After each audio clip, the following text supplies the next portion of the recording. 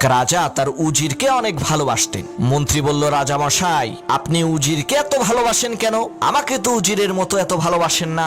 রাজা বললেন, মন্ত্রী, তুমি কি দেখতে চাও আমি কেন উজিরকে এত বেশি ভালোবাসি? মন্ত্রী বলল, যথাজ্ঞা মহারাজ, আপনি যদি দেখান আমি কেন দেখব না। মন্ত্রীর এই কথা শুনে রাজা মশাই উজিরকে কাছে ডাকলেন এবং পকেট থেকে 6টি টাকা বের করে সমান ভাগে ভাগ করে উজিরের হাতে দিলেন 3 টাকা এবং মন্ত্রীর হাতে দিলেন 3 টাকা, আর বললেন, তোমরা দুইজনেই বাজার থেকে 1 টাকার এখন এবং 1 টাকার তখন আর 1 টাকার এখনো না তখনও না কিনে নিয়ে আসবে।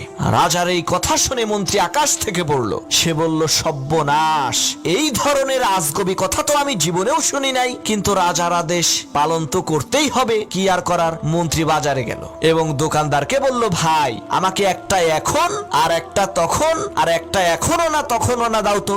মন্ত্রীর এই কথা শুনে দোকানদার বলল, মাননীয় মন্ত্রী মহোদয়, আপনার কি মাথা খারাপ হয়েছে? এই ধরনের আজে বাজে কথা বলছেন।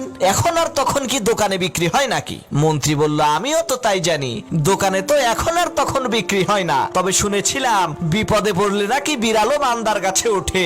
আমারও আজকে সেই দশা হয়েছে। যাই হোক, মন্ত্রী অনেক চেষ্টা করার পরও এখন আর তখন কিনতে পারলো না। সে ব্যর্থ হয়ে খালি হাতেই রাজদরবারে উপস্থিত হলো। কিছুক্ষণ পর উজির আসলো। রাজা মশাই প্রথমে মন্ত্রীকে জিজ্ঞেস করলো, মন্ত্রী, তুমি কি এখন আর তখন কিনে এনেছো? মন্ত্রী বলল, জাহাপনা, আমাকে ক্ষমা করবেন, আমি অনেক খুঁজেও এখন আর তখন পাইনি। রাজা মশাই এবার উজিরকে জিজ্ঞেস করলো, উজির, তুমি কি এখন আর তখন কিনেছো? উজির বলল, জি রাজা মশাই, আমি কিনেছি।